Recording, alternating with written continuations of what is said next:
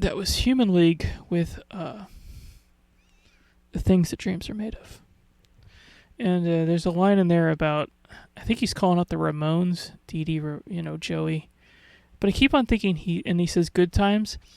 For some reason, when I hear that line, I think he's actually calling out Good Times, the old 70s sitcom.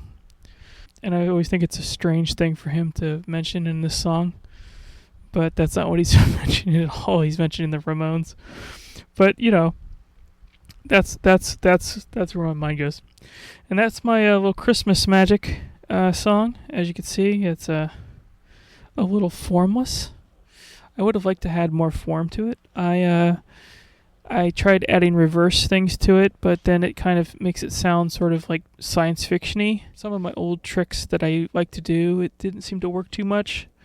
So it kind of is what it is, and I kind of liked it the way it was, and so there it is, a little bit of 6-minute ambience. Hopefully the shift to the Human League's drum beat didn't scare the hell out of somebody. And I forgot to mention the first thing that I played, which was the car ad, the big hell and very bad language, but I thought it was very funny. Very inappropriate, but very funny. I was laughing very, very hard when I heard that recently. That thing where please stop, I'm laughing, I'm going to have a heart attack kind of laughing. So I told you I had a list of things that I thought was best. I sometimes try to write little reviews of things every year, and I do pretty good for about a month or two, and then I don't even write any review. I just write down what I wrote, what I watched, what I experienced, just to have a record of it. So the ones that I marked that I thought were the best things I saw or read, all the best stuff, that would be something that I would consider at least and I'm hard on. I'm very difficult with grading. I would say I never give an A+ to anything. So all this stuff is I would consider at least a B to B+. And I hardly give any A's or A- out, so that's kind of a... So this is the stuff. The best films I saw this year was Notorious, which I think I watched on New Year's Day. It's a Hitchcock film, very good. One of his best so far that I've seen. The Creator, which is a science fiction film. It kind of doesn't. By the end of it, it's not quite as good, but it's kind of seems episodic almost. It's kind of has like chunks of it. Of kind of a movie, like they say, like chapter whatever or something like that. There's some kind of division. It would almost be like a good little TV show. The special effects in it are amazing. I think it costs so much money, but it looks like they spent 3 times as much money. I mean, some of the best science fiction special effects to date, and very impressive, and kind of an under the radar kind of little movie. Like I said, by the end of it, it's kind of a little more typical, but it starts out pretty strong. It's a nice little science fiction movie. Dream Scenario, which is kind of another little under the radar movie with Nicolas Cage. Not going to go too much into it because it's kind of good to be surprised.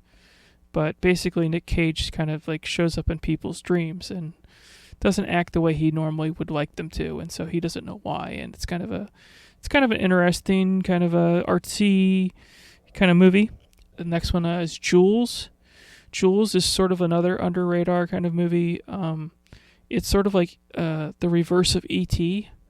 because it's like these old people find an alien and like them, and it's kind of like he befriends them, and it's just kind of like a little nice little small film. I think it actually has some actors in it, but it wasn't. I don't think it was a very big movie, but it's a fun little movie. And The Getaway, which is an old 70s classic.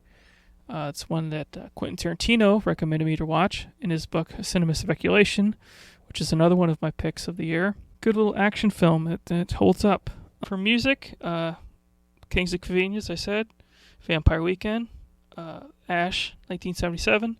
The 2 I didn't play was Tortoises Millions Living Will Never Die from the 90s. And it's like an instrumental album. The one I'd want to play you was like 20 minutes long, so I didn't do it. Which is the first track. I think it's like DJ'd. I don't know, DJ'd. And the other one was Television's Marquee Moon, which I would have played the title track, which again is 10 minutes long, so I didn't do it. TV shows, I liked Fargo season 5, which was good. I always liked all the Fargos. Curb Your Enthusiasm season 10, which I liked all the Curbs. That's the Spite Store season.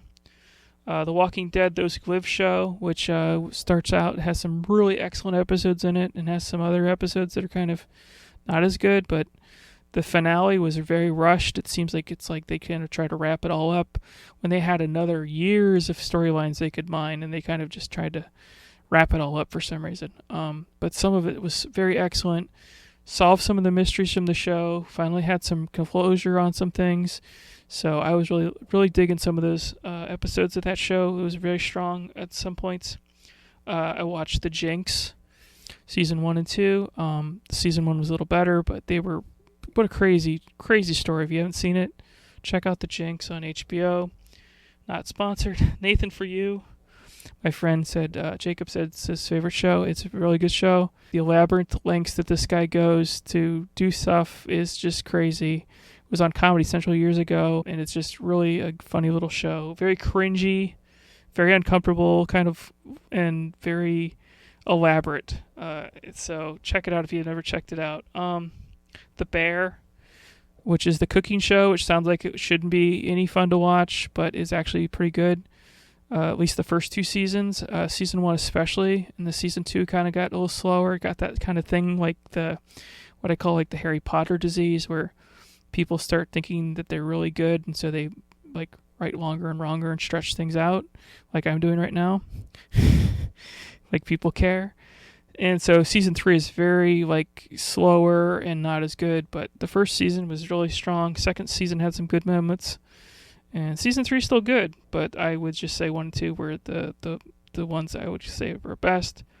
Claim to Fame, season 3. I like this show. It's on ABC. It's kind of a game show where you try to guess like famous people's relatives, and it's kind of like a reality show.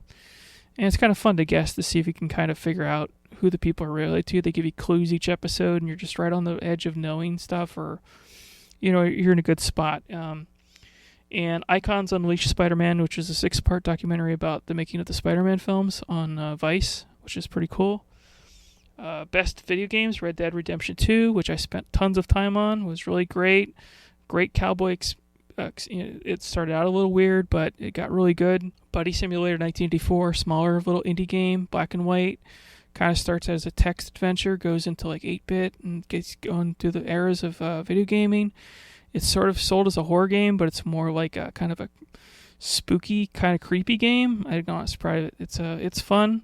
Don't want to tell you too much about it. Just check it out. Sun Wukong vs. Robot, which is kind of like a cheap little indie Mega Man kind of game, which is fun. Oxenfree, which is has a lot of choices, dialogue choices with a science fiction kind of story. Jedi Fallen Order, which was good. Road 96, which is about kind of political, but it's about people on a road trip and kind of a dystopian kind of kids traveling and hitchhiking in the future. And The Messenger, which is sort of a Ninja Gaiden kind of redone game. And best books, I said it's in Cinema Circulation, Encyclopedia of New Wave, which was a Encyclopedia of New Wave bands, and The Scarlet Letter, which I read to be cultured, and I actually enjoyed it a lot more than I thought I would. It's a great little novel about guilt and shame, and not quite what I thought it was going to be. And so if you got some time, check it out. So I've talked way too long about my recommendations, but that's some things you should maybe check out. And so I'm going to play some Christmas-adjacent songs, which are songs that can kind of fit for Christmas, but aren't about Christmas at all, which is Dusty Springfield's Wishin' and Hopin', and The Replacements' Can't Hardly Wait. So I've talked way too much, so I'm going to play them right now. So thank you for bearing with me. Thank you for listening. And without further ado, here is old Dusty Springfield with Wishin' and Hopin'.